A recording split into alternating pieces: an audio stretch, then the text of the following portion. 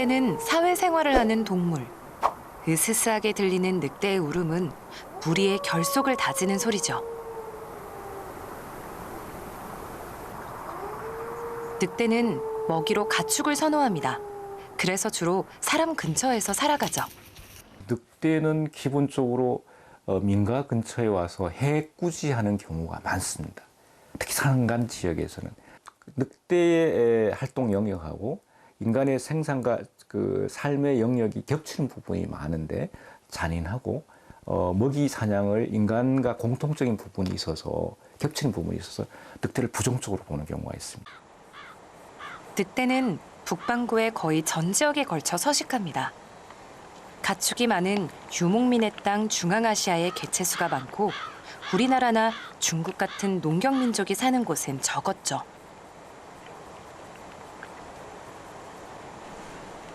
한반도에는 옛날에도 늑대가 드물었습니다. 우리 조상이 농경민이다 보니 늑대의 먹이인 가축이 적었던 것도 이유겠지만 더 큰 이유가 있었죠.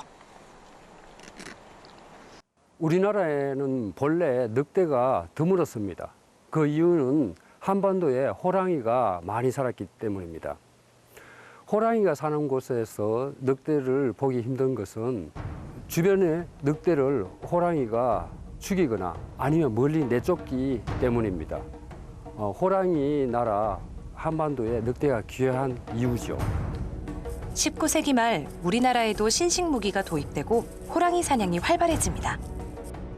19세기 말 호랑이 숫자가 감소하면서 반대로 늑대의 숫자는 증가하기 시작했습니다. 호랑이 눈치를 보며 숨죽이고 살던 늑대에게는 그야말로 희소식이었죠. 일제강점기 늑대에 대한 기록이 넘쳐납니다. 늑대에 의한 피해와 늑대 포획 기사가 대부분입니다. 경상북도, 평안도, 서울의 인왕산 등 전국 곳곳에 걸쳐 나타납니다.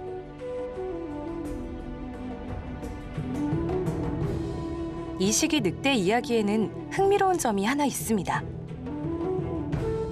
이놈의 늑대가 막 까나나고 부는 소리를 한대. 나왜 까나나 발포 땡기질라며 막 그래 그거 그 소리래요. 내가 몇 차쪽 가 있길래 조금 더 가서 또 우는 소리 그래. 내가 또 몇 차쪽 걸어가 봐요. 또 조금 더 나가서 울어. 아 이놈의 뭐 옛날에 어른들이 도깨비한테 홀겠다 이래 홀게 가는구나. 까나나 우는 소리를 자꾸 궁금해서 따라갈까 이래요. 냉정 호흡 빠져보면 욕을 볼 파이지 뭐.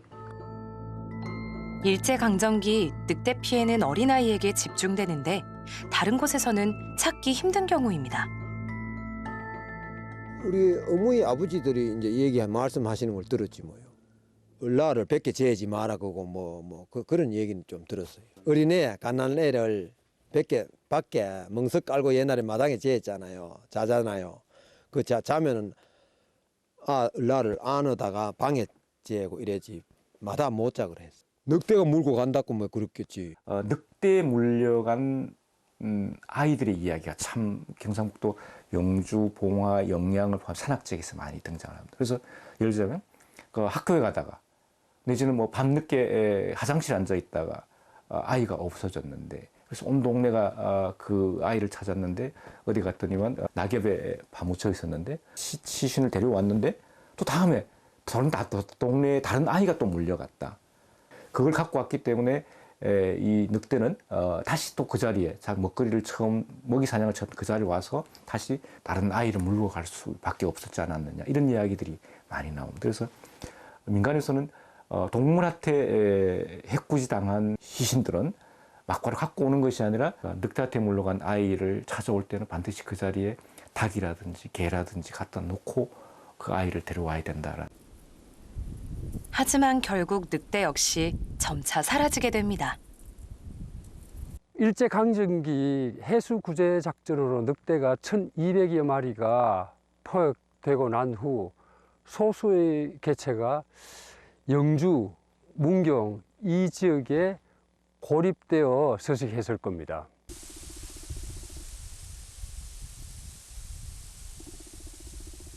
이곳 경북 북부 소백산맥 지역은 서쪽에서 동쪽으로 문경세제, 조령산, 주월산, 황정산, 우락산이 연결되어 있습니다. 이곳은 구릉과 야산지대에서 산이 우뚝 솟아 있는 지역입니다. 인적이 드물고 골이 깊기 때문에 남아있는 늑대 개체군이 숨어 살기에 아주 적당한 곳이었습니다. 늑대의 마지막 서식지였던 경북 북부 지역. 지금도 늑대에 관한 이야기가 많이 남아 있습니다. 그러면 저 장가래골 그 고란에 사태밥에 늑대가 있었다 그래요. 예. 그게 아마 70년대. 70년대. 예. 해방 이후 늑대 이야기에는 전과 다른 점이 있습니다. 늑대가 사람을 해쳤다는 말은 사라지고 대신 가축을 잡아먹었다는 이야기가 많아지죠. 돼지도 물어가고 짐승을 먹이다가 이러는 얘기를 들었어. 직접 늑대를 만난 분을 만났는데 1950년대 말의 일입니다. 떨에 사람 해가지고 이제 노동을 갈았어. 그것도 이제 다 갈고 뒤에 이제 마지막에 이제 갈아 나오는데 그 창그릇 있는데 이 두 마리가 또 이 창그릇 들다 보고 있어. 논이 물이 없어가지고 흙띠가 막 꾸당한 게 많았거든. 농 갈아 나오는 게. 그걸 이렇게 들어다 가지고 고이 엇박질하고 막 저기 때리고 용왕이 맞았어. 용왕이 맞아 흙띠가 이만한 게 막 군디에 퍽금만 이만한 게 붙어가지고 그만 들고 뛰더라고. 들고 뛰고 그 뒤에 오르고만 안 나타나. 90 넘은 할머니의 늑대에 얽힌 서글픈 이야기. 80년 전인 해방 전후의 일입니다. 우리는 부모집 가가지고요. 나이가 13살 먹고요. 무량 제기. 아, 봉화 무량. 거기가 극해요. 뭐시래 어색하고. 아, 거기가 늑대가 해맞으면 늑대가 내려와요. 서리가 오지 않니겨. 옛날에 이제 무꾸로 뽑아다 나은 걸. 앉아서 한자도 안단 말이야. 뭐 불을 호롱불을 무엇에 달아놓고 했는데 돼지 새끼를요 3마리 동일이 나놨거든요. 배 끝에다 나놨는데 이제 왜 난 걸 가지고 이렇게 집을 짓지 않니겨. 네. 그만해요. 그거는 산이요. 개지커요. 그래 내가 뛰내려 오지만 내 새끼 다 물가 버렸어. 그래 내 이제 외숙모가 이제 애기가 딸해가지고 애기하고 잠이 들었던 모양이래. 깨웠어. 아이고 돼지 새끼를 물고 저기 늑대가 내 새끼 물고 갔다가 있겠냐. 지금 한이는 지집아 안 물고 가고 내 새끼 아까운 거 다 물고 갔다고. 그게요 만날 이 머리에 그만에 딱 비겠더라고. 얘는 울었어요. 예. 대상 통곡을 하고 그랬지. 그래도 돼지 새끼 보다가 그래도 네가 안 물고 가길 다 했대 이래야 되는데 이 해요. 그랬다 그래. 예, 예. 먹고 살기 힘들어. 13살 먹. 몽둥이만 들고 늑대를 잡았던 기록도 심심찮게 나옵니다. 호랑이와 달리 늑대는 총 없이도 잡을 수 있었답니다. 용산 1, 2 배해라 그런 동네 살았거든 우리가. 거기는 봉화입니까? 거기도? 영주래요. 아, 영주요. 야, 거기서 살았는데 우리 적은 오빠인데 나무를 하러 갔어. 나무를 하러 산에. 예, 예. 그 해골이라 그러는 골이 있어. 지게를 이렇게 벗어놓고 이래 걷다 보니까 늑대가 와가지고 앉았더래요. 앉아는 개인 줄 알고 음악절에 장두나절 가지고 막 이렇게 탁 쳤대. 탁지 히뚝 자빠지더라 그래. 늑대가 자빠지고 한 마리는 도망가고 이랬대. 아, 원래는 2마리였는데. 야, 그래가지고 한 마리를 짊어지고 와가지고 동네 사람 다 까먹었대. 짊어지고 와가지고 삶아 먹었대. 그걸 삶아 먹고 나니까는 밤으로 무사가지고 막 영주로 이사를 가버렸어. 1960년대 초까지만 해도 경북 영주와 봉화 일대에는 늑대가 건재했던 모양입니다. 상망동하고는 거리가 뭡니까? 상방동에서는 16길이래 거기. 경상북도 영주시 상망동의 한 야산. 과거 늑대골이라 불릴 만큼 늑대가 많았던 곳입니다. 1963년 이곳에서 늑대가 포획됩니다. 어미가 아닌 어린 새끼였습니다. 새끼 늑대는 정규진 선생이 기르다가 창경원에 기증합니다. 그 일을 생생히 기억하는 아드님께 당시 이야기를 들었습니다. 산에서 강아지인 줄 알고 동네 어디 가니까 짚을 이렇게 모아놓고 거기다 놨더래요. 그래가지고 산깨인 줄 알고 그걸 담아가지고 와버리는 거예요. 그때 6마리인 거 됐어요. 6마리. 몽골이나 알타이, 텐샨 등지의 유목민은 지금도 늑대 굴에서 새끼를 꺼내 기릅니다. 눈 뜨기 전에 어린 것을 데려오면 늑대 새끼는 사람을 어미로 알고 따릅니다. 갓난 새끼 늑대는 강아지와 거의 구분이 어렵습니다. 그날 영주 장날이었어요. 장날. 5일장, 10일 장날인데 노인네가 나무 얽은 나무에다가 이제 강아지인 줄 알고 장날 파러 가는데 아버지가 보고 늑대다. 그 노인네들은 늑대인지를 모르죠. 우리 어른 알아가지고 내가 산다. 그래가지고 돈을 주고 늑대를 샀어요. 새끼는 자라면서 점차 늑대만의 특징이 나타납니다. 늑대는 결코 개가 될 수 없죠. 강아지랑 무슨 차이가 있었어요, 근데요? 차이가 많죠. 왜 첫째 눈이 시올라갔고 개는 한 며칠 키우면 꼬리를 흔들잖아요. 꼬리 흔드는 법이 없어. 꼬리 커요. 밑에다 끝에는 깔아앉아. 흔드는 법도 없고 항상 인상 쓰는 그런 거예요. 눈이 찍혀 올라갔어요. 새끼 때 늑대의 눈은 푸른색인데 자라면서 점차 호박색으로 변하죠. 맹수의 본능도 점차 나타나기 시작합니다. 돼지 동네 오면 돼지가 오면 새끼가 오면은 가만히 앉아 있다가 자기 가까워야 오면은 그 타력이 금방에 와야 그러면 탁 쫓아가는 거예요. 탁 한 번 물어보면 그 자리에서 그만 돼지가 죽어버려요. 그걸 뜯어먹어보는 거예요. 생걸로. 사람을 보면은 이렇게 막 공격하려거나 공격하죠. 공격하려고 그랬어요? 공격하지. 나도 이거 깨물리는 자국이 현재까지 있지만은 사료를 주려고 탁 이래 했더니만은 갑자기 탁 깨무는 거예요.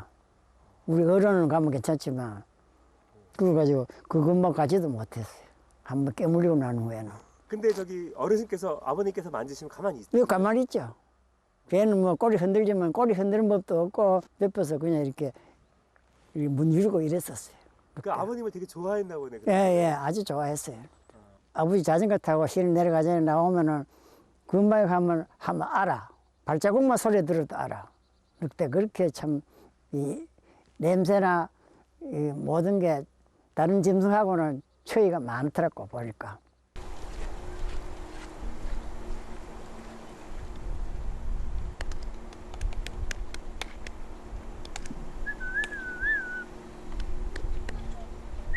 사람 손에 자란 늑대.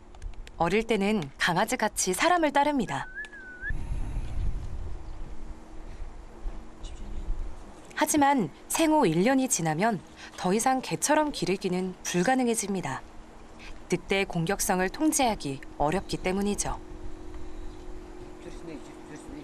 늑대를 참견을 해서 구하려고 그랬는 모양이라 그런데 그래가지고 수소문을 해가지고 영주에 늑대가 있다. 그래가지고 창경을 직원이 왔는 것 같아, 내 기억에.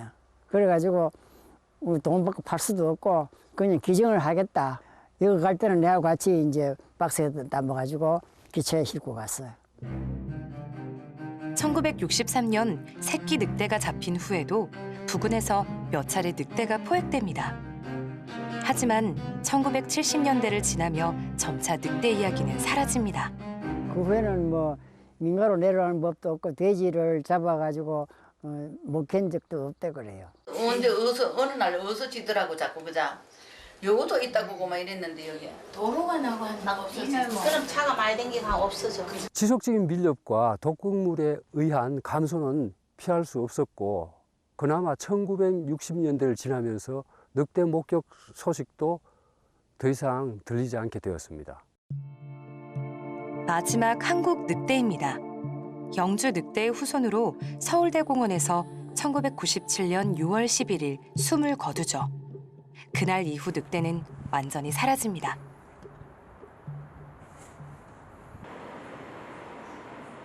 한국 늑대의 흔적이 남아 있을까요?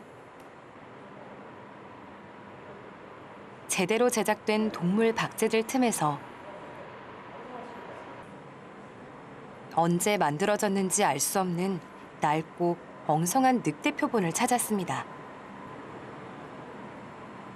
창경원으로 간 영주 늑대나 그 후손일 겁니다. 특히 이제 이 라벨을 보면 왼쪽 회색 개체는 영주 늑대의 즉 의미가 확실한 것 같고요.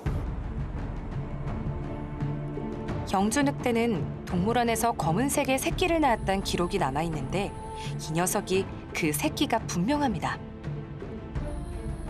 19세기 말 20세기 초 늑대는 한반도 자연생태계의 주역으로 잠깐 등장해 숱한 이야기와 전설을 남기고 호련히 사라집니다.